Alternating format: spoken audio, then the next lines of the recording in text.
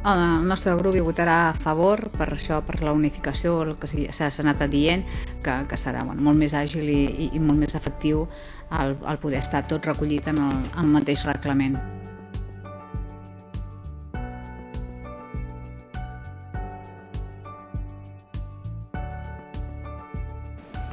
Certament vàrem entrar a 3 propostes, eren 3 propostes a més de millora, com ha explicat el senyor Coll, no afectava en res el canvi, eren petites aportacions que crèiem que eren interessants i evidentment el nostre grup hi votarà a favor perquè crec que pot haver-hi un abans i un després, no? en el tema dels horts en el nostre municipi.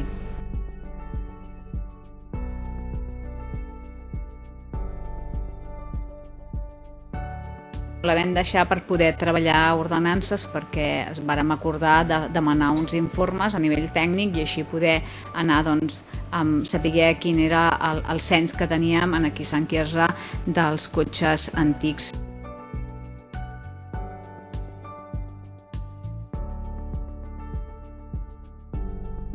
Volem condemnar fermament l'acord que ha pres avui la Mesa del Parlament de Catalunya de suspendre la molt honorable presidenta Laura Borràs com a diputada al Parlament de Catalunya i que ha forçat la seva destitució com a presidenta de la cambra sense cap informe jurídic dels lletrats de la cambra.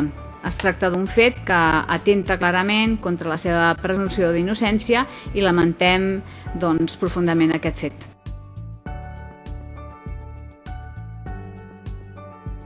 En primer lloc, ens agradaria saber per què ens està servint la pressió fiscal que des de l'actual govern municipal s'aplica als nostres comerços, a les nostres empreses i també en general a tots els veïns i veïnes.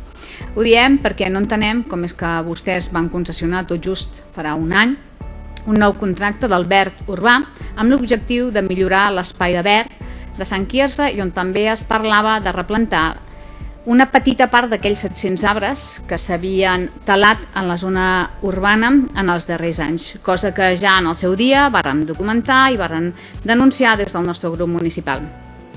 Sí que és cert que portem un temps observant com s'han anat replantant alguns arbres o algunes flors en diferents espais del nostre poble. Però també veiem en molts casos s'ha descuidat des del primer dia deixant de regar aquests arbres i aquestes flors. I malauradament, a dia d'avui, ja s'han mort. Aleshores, no entenem com és que es planten arbres o es posen flors a l'entrada del parc i no són capaços ni de regar i es deixen que es morin. També voldríem agrair la feina dels bombers, de protecció civil, dels ADFs, del nostre poble i també del nostre país per la gran tasca que fan i han fet aquests darrers dies davant de les extremes temperatures i dels focs forestals que hem patit en el nostre país.